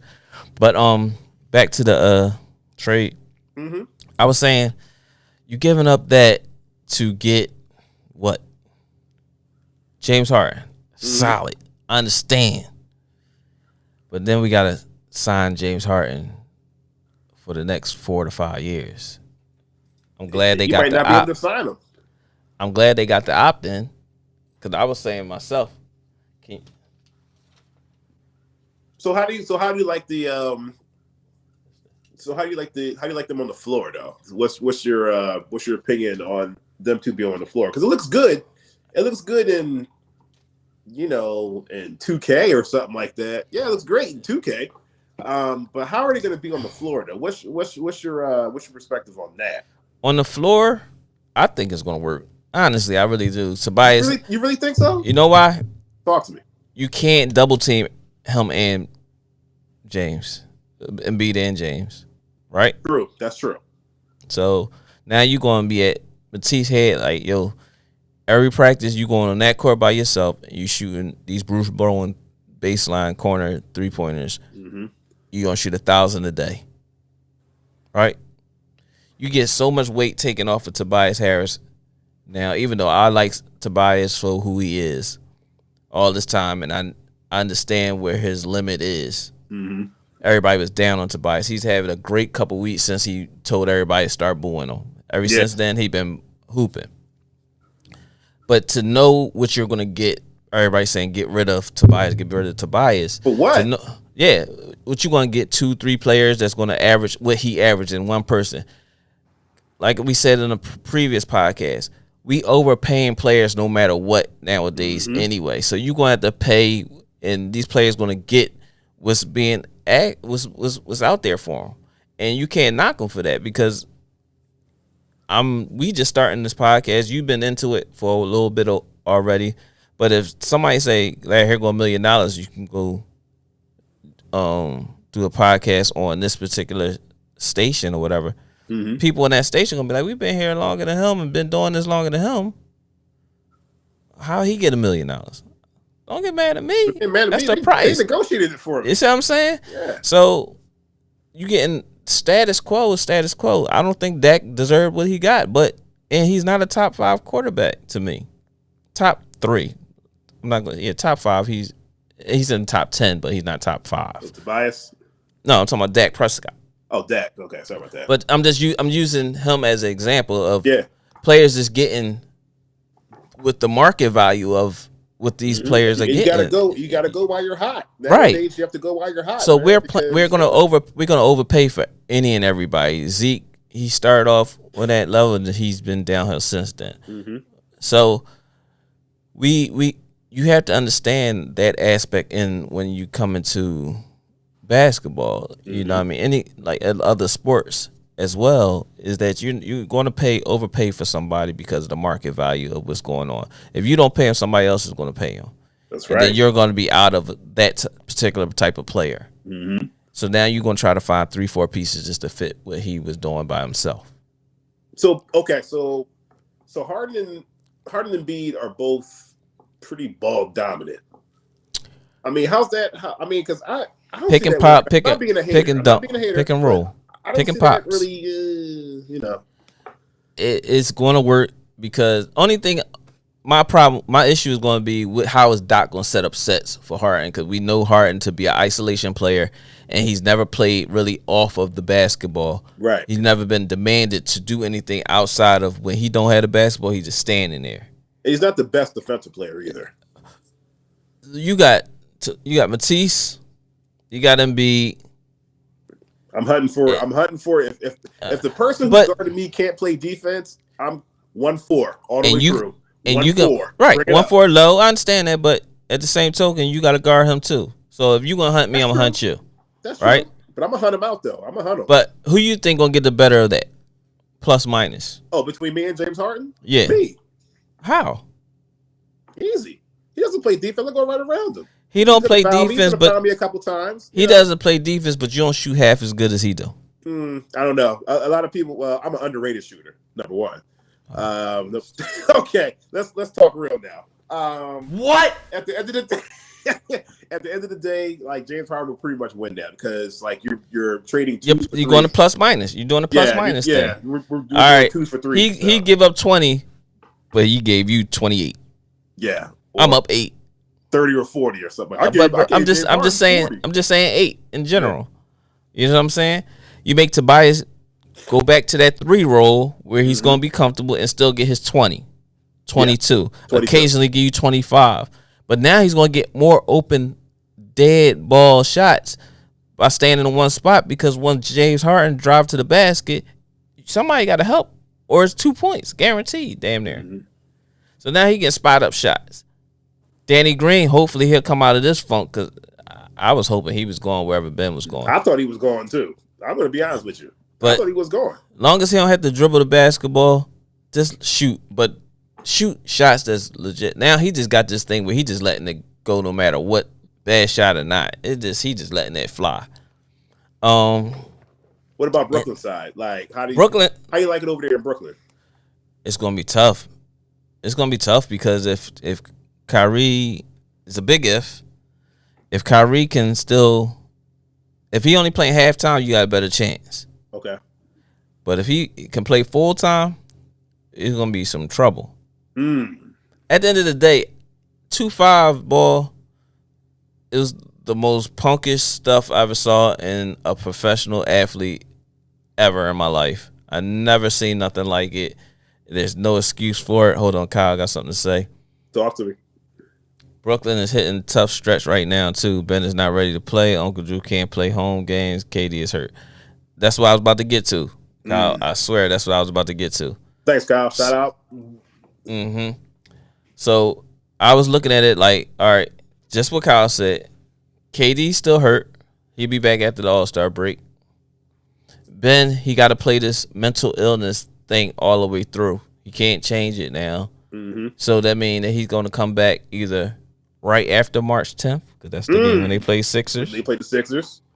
Because I was hoping that he would play the Sixers on March the 10th. Right. So now, now take me through this. Now, what would you do? And then I'll let you finish your comment later. What would you do if you were Ben Simmons? Can't be and Ben you get Simmons. on the court. I don't think nobody in here could be Ben Simmons. Are you going right at him, or what are you doing? They playing home. They playing Sixers home. They're playing the Sixers. So Ben is coming to Ben going to be shook like shit. He is? Okay, I was saying, if I was Ben Simmons, I'll try to go right in and just try to dunk. Listen, I don't care if I hurt myself. Drummond wound up being injured. I mean, in foul trouble early because Embiid gonna have a hell of a day. He's gonna be anticipating that day if Ben suits up. So then you talking about going small. So if you go small, you mean you gonna put Ben at center? They might just do that just for entertainment purposes. They can't do that because his mental health will really be messed up. His mental health really will be messed up. So you have the issue of whether he's going to play or not, right? So I'm thinking they're not going to make him come back until after that because he got to play this mental illness thing all the way through. And then, Philly and then that mental illness thing is going to go for the rest of the year because they got to keep saying he's still going to see his psychiatrist or whatever the case may be, even though he probably not. But they got to play it in that aspect because you use something that you shouldn't have been using as an excuse for you not to be playing. So Philly hard, but you playing in New York now. New York media is just as vicious. Just as bad. Maybe it's worse than ours. Maybe even more vicious. So, but you put him in an element in a situation where he don't have to be what we was trying to ask him to be, a little bit more aggressive. You put him in a situation where he can just dribble, boom, shooter. He's doing what I am who I am. Yep. Ain't that what he said at the playoffs? I am who I am. You're allowing him to be in his element now because they not ask. Less shots for him is more shots for them. Yep. And that's what they want. You see what I'm saying? Kyrie ain't got worried about him dribble, and step back. Right. Kyrie gonna be like, he gonna dribble, and he's gonna find one of us. KD, he gonna push the ball, kick it to one of us. Yep. I ain't got worried about these 20 shots that he got to take. He only gonna take about. He gonna take 8 shots. He gonna take 8 shots a game. Then also Ben can come down. Ben's coming downhill too. Downhill, yeah. That's his thing. If he get downhill, you done. Oh yeah, that's a done deal. You done. That's a done deal. I don't deny his talent for what he does best. The problem was that we asked him to do something that he should have been thinking about doing. If Giannis did all this and y'all came in the league around the same time, and you see how far Giannis has gotten, Giannis couldn't shoot to save his life as well. Lonzo done changed his whole form. And all the people asking you to do to shoot the ball. They cheered you on when you shot the ball, even if you made it or missed it. Right. Shoot the ball. You're playing basketball. We don't expect you to make it. We know there's a chance you're going to miss it. But if you make it, cool. So you put them in the element in which they're comfortable. So it's gonna be interesting. It is. Like, it is. I wish he'd be available for March 10th, but I don't think he's gonna be available. I don't think he's gonna be available. I don't either. think so because they might. If Ben even shows his face in Wells Fargo, light skin, they said that. I don't think they don't think that the Sixers DJs is gonna, the NBA is gonna allow Sixers to taunt him with like the Mr. Softy sound, the music. God. You know what I'm saying? Saying little stuff like that, soft pretzels and stuff like that. They ain't gonna be able to do that because they're gonna say that's messing with his mental health. What? That's good old fashioned heckling, right? But as a team doing it, opposed to the fans doing it, is different. Okay, you see what I'm saying? Still old fashioned heckling though. It is. But see, here's. But there's gonna be a lot of Wendy's. It's gonna be a lot of Wendy's Frosties, free Frosties. Though. Everybody waiting for that. I remember Tracy said that. Shout out to OG Tracy Johnson. I remember she said that too. She's like, "There's gonna be a lot of Frosties coming out. A whole bunch of Frosties." So yes, sir. Yeah, I mean, I knew the trade was gonna happen, but I'm gonna say that I think they gave up a king's ransom. They gave up a king's ransom on the Sixers side. So, I mean, hopefully that works out. I hope so too. But at the same token, you never know because at the end of this year, Drummond is on a 1-year deal. I think Seth might be a free agent as well. Drummond might come back because he liked it here so much. Yeah. Or Nets might give him a bag and he wind up staying because he know that bag ain't gonna be that big anywhere else. You see what I'm saying? Seth, there's a chance he might come back, but then again, I don't think he's going to be coming back. I don't think he's going to be playing with with New York, with the Brooklyn Nets next year if he opts out of his contract for the following year. If Where do you see him at? Free agent. I see him in like Toronto or something like that. Somewhere. I don't know. Random. That's something I have to wrap my mind around. Yeah, but I ain't sure about that. Random. But there's also a chance that he come back to Philly as well. Hey, I mean, Philadelphia fans like him, but. You gotta do what you gotta do. Maxey show right now. It's the Embiid and Maxey show right now. Yep. So and also co-starring Tobias Harris. Yeah, definitely. And also featuring Doc Rivers. Red Cup style. Yeah. So moving on to our college basketball segment. We've already heard it. We've heard about it since the summertime. Coach K, aka Mike Krzyzewski, his final season is now finally here. He's coming to the Dean Dome in Chapel Hill for one more time. That was last week for the yearly rivalry, one of the best ones I think in college basketball. Besides like most of the Big Five games and stuff like that. Duke versus UNC. Now, even though I wasn't a Duke or Carolina fan, I was a Maryland fan. So when Maryland was playing in the ACC, all three of those teams, it used to be some of my favorite teams in the ACC besides Maryland. It was like, okay, when Duke used to play Clemson, that used to be a battle. You better say Georgia Tech. Oh, Georgia Tech. It depends who was the guard. Childress. Ooh, with the crossover and you told him to get up in the ACC tournament. Yeah, that was a good one. Childress. Yeah, you got Starbury. You got my boy Kenny Anderson. It was some great teams, man. Great teams, but now the ACC's got a little watered down now. So because they're bringing other teams from like other conferences to because everybody's leaving and going somewhere else for the bag. Yeah, but Maryland, you listen, man. Maryland and Duke or Maryland North Carolina. What, dude? Like, let Duke be like the only time we could never beat Duke. We really did beat Duke. Really, we used to. We occasionally beat you guys. Hey! Shout out to my little cuz Sean Singletary. Ooh, Virginia baby. Virginia baby.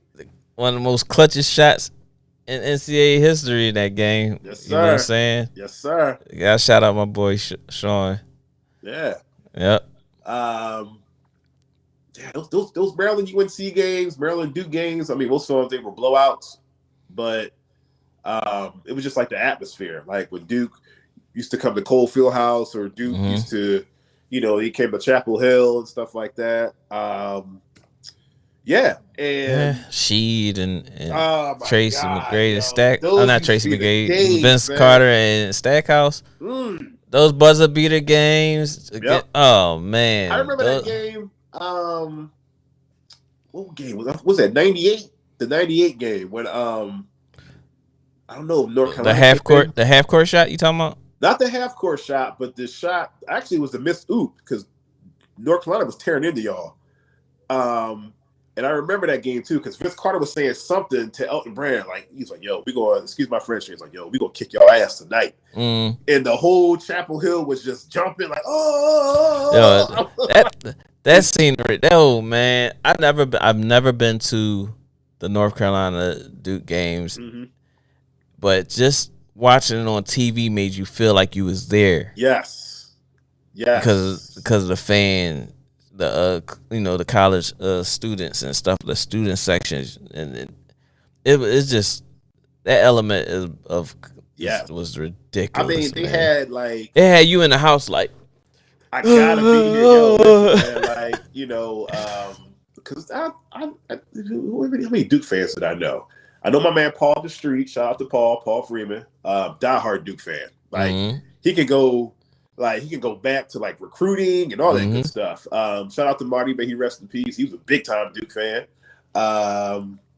You were a big time Duke fan. There's other people I knew were Duke fans. I was a Maryland fan, so I would get caught up in it. But most of the time, my team will always lose to your team. You was the fadeaway. Yeah, we were. I mean, the fadeaway. Because when was the last time? I remember the last time we beat you guys at Cameron when we had Joe Smith. That was one game. Joe gave us the business. He gave us 40. Like 40. He gave y'all a cool 40. He gave y'all a cool 40. A smooth 40, yo. He had the dunk in that game. Yep. That was crazy. I was just like, oh, this one hurts. This one hurts. This one hurts. I think we beat you guys with Juan Dixon there too. I can't remember Juan, but yeah, it sounds like something like that year. Because Juan had a hell of a year, 1 year, not 1 year in general, but that was after the Steve. I think was that after the Steve Francis year, because that was the year I really wanted. That was the year I really wanted you guys to lose to us because we had the bomb squad. We had Terrell at the point. Shout out to Philly. He coaching over at Cheney now. Yeah, shout out to Terrell Stokes. Shout out to Terrell Stokes and Cheney University. Yeah. You know what I'm saying? It was Terrell was the point. Steve Francis was the 2. I think the 3 was Ron Profit. Profit. I remember the skinny boy. He was real thin. Profit was skinny. Yeah. And then the 4 was like Terrence Morris. 4 was Terrence Morris. And then the 5 was Obina Akezi. Yo, that team was supposed to win it all. We're supposed to go to the Final Four. Oh, Obina Keys. I remember he used to have some monster rebound games and putbacks, dog. Yo, his jaws look like they hurt when he's dunking. Yeah. Like, I was just like, yeah. I mean, just going. And then also, too, what I loved about those Duke North Carolina games, they always had like the right announcers to do it. They never had Bill Walton. Bill Walton was never. Oh my gosh. Duke. You had Dick Vitale. You had Patrick, maybe. You had what you call him? The former Duke player. What's his name? Jay Billis. Jay Billis. Yeah. Yeah, like. But sometimes they might have my guy. He recently passed away a couple years ago too. He used to do ESPN in the booth. I mean, he used to be one of the anchors or stuff like that at the studio. Not Store Scott, but it was what's his name? I can't. It'll come to me. It'll come to me. But yeah, I mean, now going in with that perfect segue. You definitely had to tune into those games. Were there any favorite Duke UNC games that come to mind that you'll never forget?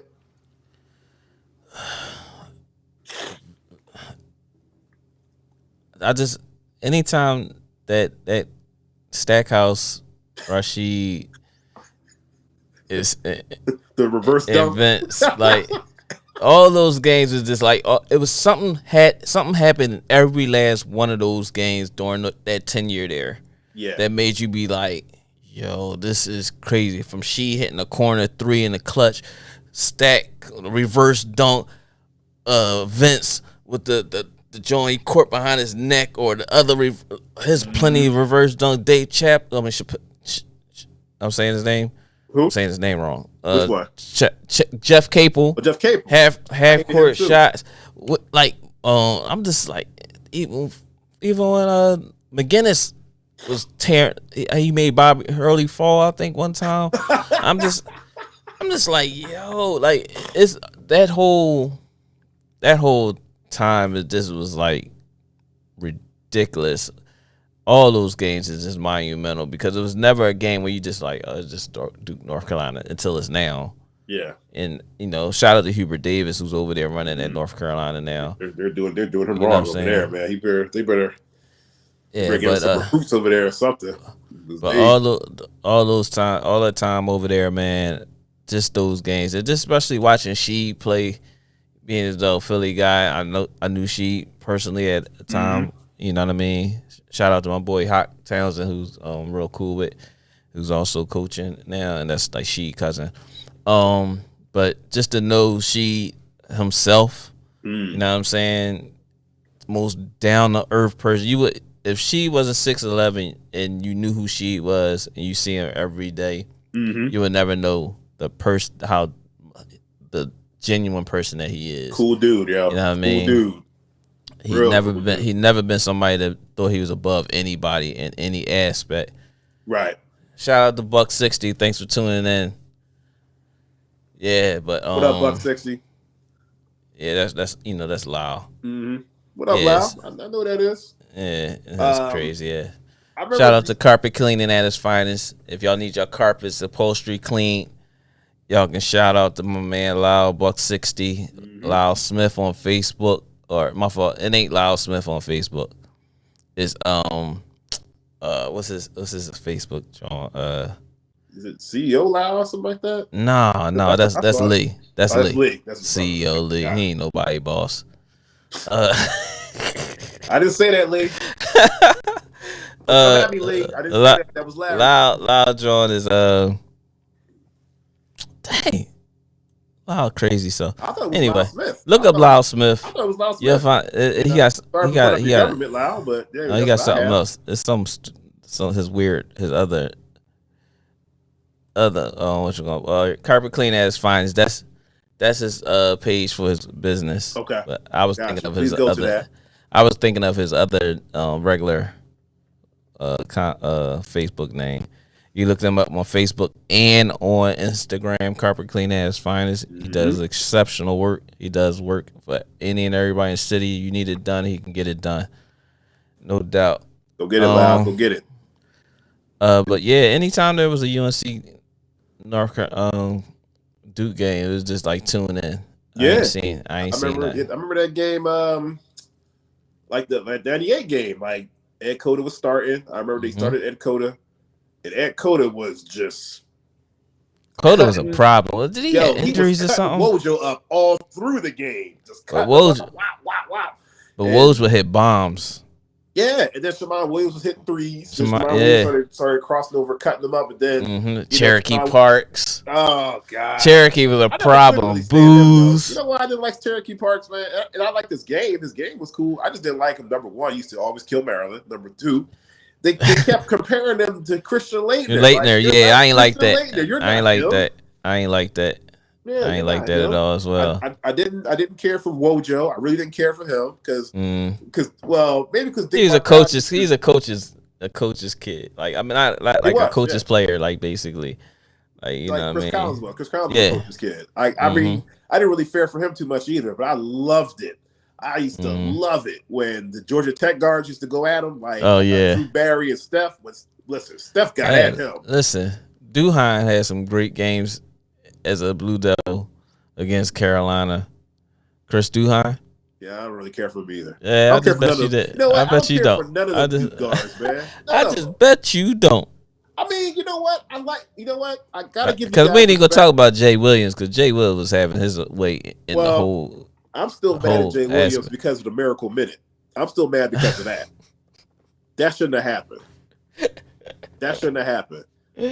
Oh, and this fool had the audacity to talk about it like a couple years later, about it on the ACC network. Told him, we were a hostile environment. And this is what we had to do. We just went to as a team. And Shane Battier told us, just press. We're going to do this. I was mad because I'm thinking like, all we got to do is hold the ball. And that's it. Drew Nicholas, something happened. I think Drew Nicholas and Jay Williams were talking at the foul line. Like, you ain't ready for this. You want no parts of these trash. free throws. So, yeah. You want no parts of these free throws. Jay used to talk mad trash too. Yeah, and I'm thinking like Drew Nicholas is from New York. So I'm thinking like you're used to this trash talk. No, Jay Williams folded up. I think Jersey, right? Jersey, yes, sir. Jersey. So yeah, he's probably talking heavy to him, like, yeah, y'all New York dudes is trash. Y'all can't do but so much. All y'all do is dribble. You can't shoot, stuff like that. You know, and from what I've heard through different stories, they said Drew Nicholas was just smiling. So, you know, he wants no parts of that. So, Drew Nicholas, I think he missed the shots. I remember they came down, they shot the three, they made it, they pressed, they trapped, turned the ball over, hit another three. I was like, this game is over. This game is over. And they had the audacity to do it at Cole Fieldhouse. That's what made it even worse. That's what made it even worse. That's why we couldn't wait to see you guys in the ACC tournament. Like, yo, we coming. Yeah. And I think we lost that game too. Yeah. The ACC championship game. But we got our revenge though. We got our revenge in 2004 though when we had what's that guard's name? Was it Mike Gilchrist? Mike Gilchrist and Mike Jones and all those dudes. And yeah, we came back. Came back and got y'all. That's when the little baby was crying because they lost. Oh yeah. Take that, Duke. You're stupid. That was the meme at that time too. Yep. But shout out to Coach K on a tremendous, monumental, very intriguing, very there's so many words that you can use for Coach K in his time at Duke. Him as a person and as a coach and mentor. He's meant a lot to a whole lot of us, even though some of us have never have met him. But just his whole demeanor to the game of basketball, to the kids themselves. He's never changed, had bad years in which he never blamed anybody else but himself. So we had a couple of those, and I think back-to-back years. Literally a couple. Yeah, just a couple out of all of his tenure there. But Coach K, you meant a lot to a lot of us, you know, no matter far and near. You know what I mean? To USA basketball, just the basketball in general, and to those of us who look at coaches like you, who myself is a coach and a mentor. Your demeanor has meant a lot to a lot of us. You know what I mean? So big shout out to you. Congratulations on your retirement to be after this season. But we look forward to still seeing you around because we know you can't keep yourself out of a gym. Yeah, you may not be on the sideline, but we know you can't stay out of a gym. I would see on ESPN or something like that. Yeah, on ESPN doing occasional, nothing crazy because Coach Hay ain't never been a person that like to talk too much. Yeah, he says what he says and lay back, like you know what I mean. Exactly. But he still might be on the USA. I don't know if he still might be part of that, the USA basketball situation there. You know what I mean. But big shout out to him, Coach K. We appreciate you. Same here. Even though you used to kill us, but as a Maryland fan, you get the ultimate respect. You know, from one Terp fan to to the Duke coach, man. Like, thank you for those great games that blowouts included. You know, but thank you. I definitely appreciate that. So moving on. Moving on to college's quick tip that happened this past week.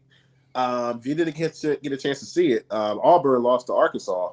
80-76 in overtime. If you get a chance to see it, that was actually a really good game. Really tough game. Yeah.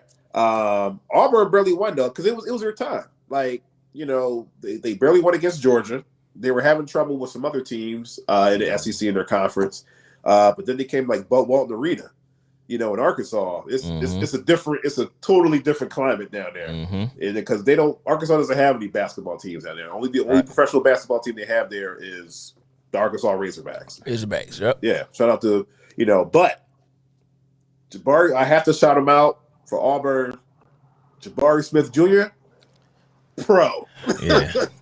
He's that deal. Pro. He's that deal. But listen, I'm going to say this again because we said it before in a previous podcast or so about today's players. Like, some of them have it, and then some of them have it for the players that they're playing against now, because a lot of players that should not have came out of school and should have stayed an extra year or two, they're not playing against them. So they're playing against the next biggest thing that ain't really the biggest thing, but there got to be some hype to some of these kids, no matter what. The NBA has to have a draft, so they got to hype up kids so that the anticipation for that draft class to heighten. Otherwise, I wish the NBA would say 1 year, no, we just not having no draft, because a lot of these kids are not ready, man. Make us stay an extra year. Yeah, a lot of them not ready. Yeah, and, I mean, Jabari Smith is ready.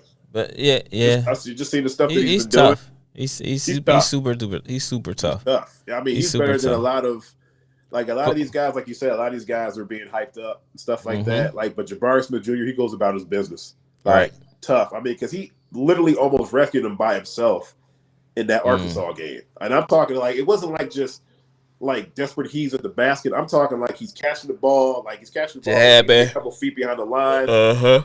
Excuse me. You know, he's looking at what's going on, and he's shooting literally over the person. Like, good shots and everything, straight up and down. Yeah, definitely. Yes. Shout out to Arkansas. Whoa, Pig Suey. Shout out to my man Paul, who was the only Arkansas Razorback fan that I know. So with that win, since being like a number 1 team, I think Arkansas has played their way into the tournament too. So, because come March, I can't wait till March. Larry, we definitely have a March. NCAA tournament podcast. Yeah. Shout out to we'll have it all. Definitely. Another thing too, like UNC is playing pretty bad. It's been bad for a while. Yeah, I don't think UNC is going to be dancing this year, man. This might be one of those years where they don't dance. I just treat UNC like I treat my Pistons.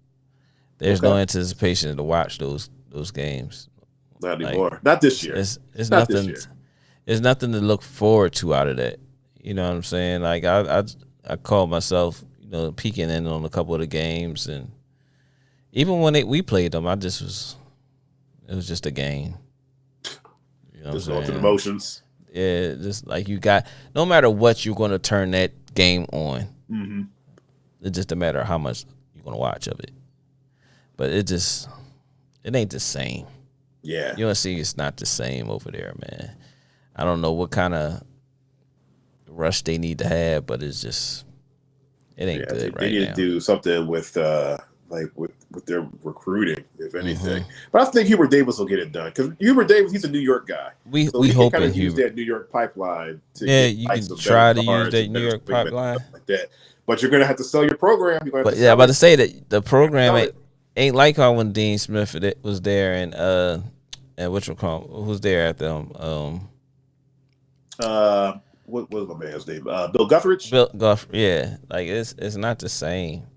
Yeah, and it's not like when Dean Smith comes into your living room, you're like, all you got to do for the first thing you're thinking of: Stackhouse, Wallace, Vince Carter, Antoine Jameson. Yep.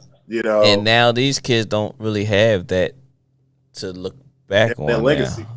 That legacy is not there no more. That chain been broken. You know what I'm saying? So that's what it is.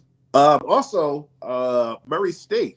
Shout out to Murray State. If you don't know who Murray State is, Murray State is that same school that Ja Morant came from, and the great Popeye Jones.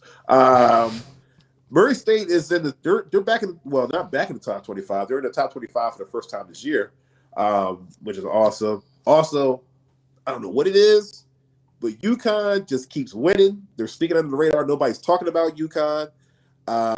As a matter of fact, they actually had a good win over Marquette this past week. And Marquette is like, that's that same team that swept Nova this year. 2 wins, one at Nova, one at Marquette. And Nova had a great game yesterday.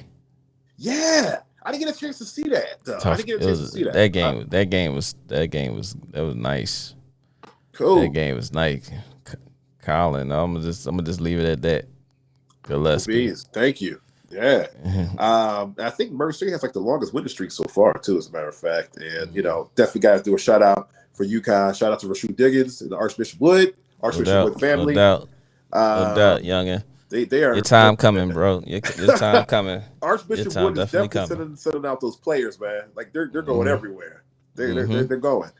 Shout out to Justin Moore. Is he going to Drexel next year, right? Yeah, he's definitely going to Drexel next year. Definitely tuned into his game. Shout out to Malik. Congratulations, good brother. No doubt, my youngin. Also, the Mountain West Conference, aka to me, is the most underrated conference in the country to me. Now it's hard to stay up to watch those games because those games are like at 10 o'clock, stuff like that. I'm at that age, man. Yeah, I'm going to sleep at 9 o'clock. Eyes getting heavy just talking about it now. Like, yeah, exactly. Oh, coming up next, Mountain West matchup: Colorado State versus Colorado State versus Boise State in Boise. Like, no, I can't stay up to watch that game. Right. I might stay up like when the tournament comes on. I'll probably stay up and watch those games. You'll attempt to. But they might, they're pretty good this year. And even though most of them aren't ranked, they might have like about 4 teams in the tourney this year, man. Like Colorado State, Wyoming, Boise, and San Diego State. Like I see out of those upsets, I see 2 of them getting knocked out in the first round. I see like 2 of them going to like the Sweet 16. That's probably, I'm going to say Colorado State and San Diego State because San Diego State always advances. So, yeah. Moving along.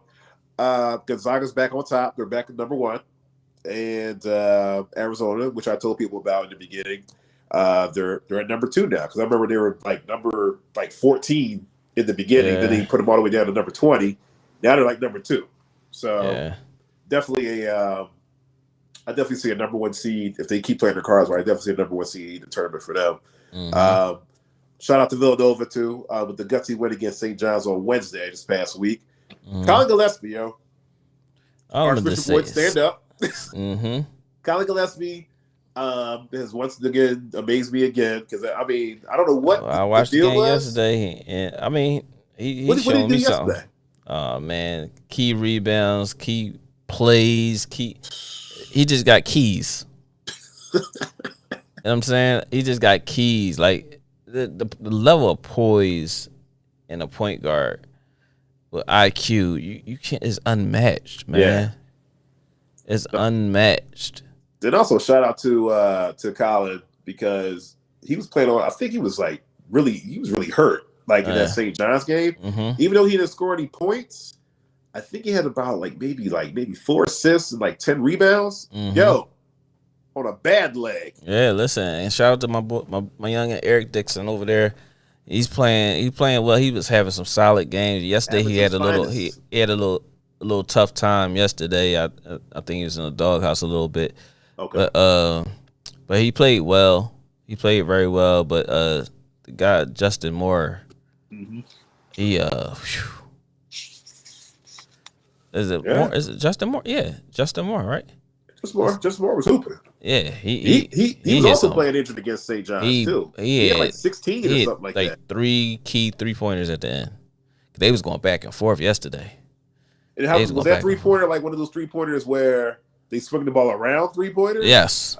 Yes. Listen, if you ever watch Villanova play, basic, watch their offense, fundamental, 6 passes, pivot, hop step, pivot. You ain't doing nothing out of the ordinary, or you will not be in the game. And the first thing, the crazy part is the first thing they do, they get the ball to Gillespie. Gillespie penetrates. Jump stop. Right in the middle. He can look around, see who's open. Swing. Yeah, it's quick. Post, Eric in the post, turn, back down, pick it up, turn. It's like almost like watching robots. Yep. Absolutely. Yep. And once again, Temple basketball. Temple on the low. Warriors, man, they keep winning on the low. Man, every time I turn the TV, Temple with a win. I'm like, on the road, man. They're getting it done, man. They're getting it done. No pun intended. Also comes to my attention the Oak Hill Academy head coach, Steve Smith. Tiring. And if you don't know who Steve Smith is, he's the guy who ever watched the McDonald's All-American games and stuff like that. That's the head coach, who's always coaching, either the East or the West team and stuff like that. Right. Quick rundown for him. He's won about 1,200 games at Oak Hill Academy, which makes him like the 3rd winningest high school coach in the country. Coach Smith's Oak Hill Academy team won like 9 national championships, 3-time recipient of Dave Smith High School Coach of the Year award. He has about 250 Division I players, 34 McDonald's All-Americans, and numerous NBA stars, NCAA champions such as Carmelo Anthony, Rajon Rondo. I could go down the list. Let me see: Rajon Rondo, Stephen Jackson, Brandon Jennings, Rod Mercer. Shout out to Rod Mercer, University of Kentucky. Josh Smith, Jerry Stackhouse, McGinnis, Rod Strickland, Michael Beasley. KD, I mean, even though they really didn't play for Oak Hill Academy, played for like a cup of coffee, and that was pretty much it. But he's definitely up there with the all-time greats with like Bob Hurley, Morgan Wooden, Bob Wade. Shout out to Dunbar and Maryland, the Dunbar Poets, one of the other great high school teams that people don't talk about. I think they went like 34-0 or something like that, like in 1 year with Muggsy and all them. Rest in peace to Reggie Lewis. Other than that, man, like that pretty much wraps it up. Yes, it is. Definitely was a great show. We had great people calling in. Mike, we're gonna get back to you, man. On the next podcast. Even if I gotta call you, I was hoping you call back in after the wife got through and everything. We had everything situated. But next time, hopefully, we get some more dialogue from those to call in, comments and all that. Shout out to everybody who tuned in live and who may watch it after it's up on uploaded. Family, friends, Super Bowl is today. Enjoy your time. Bet wisely, because they said it's supposed to be like $7 billion in bets this Super Bowl. They're betting on anything. They're betting on anything.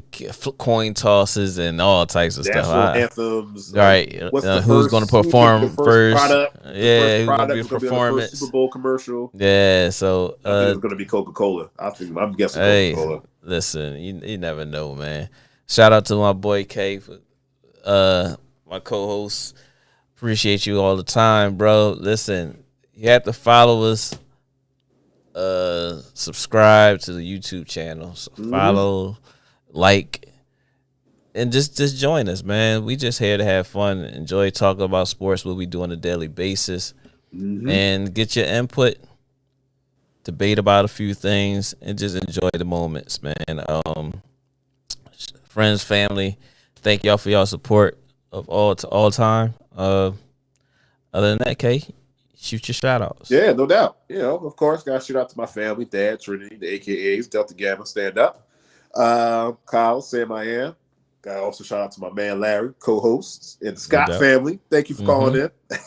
No doubt. Mike Pearson, the 18 podcast. Midnight.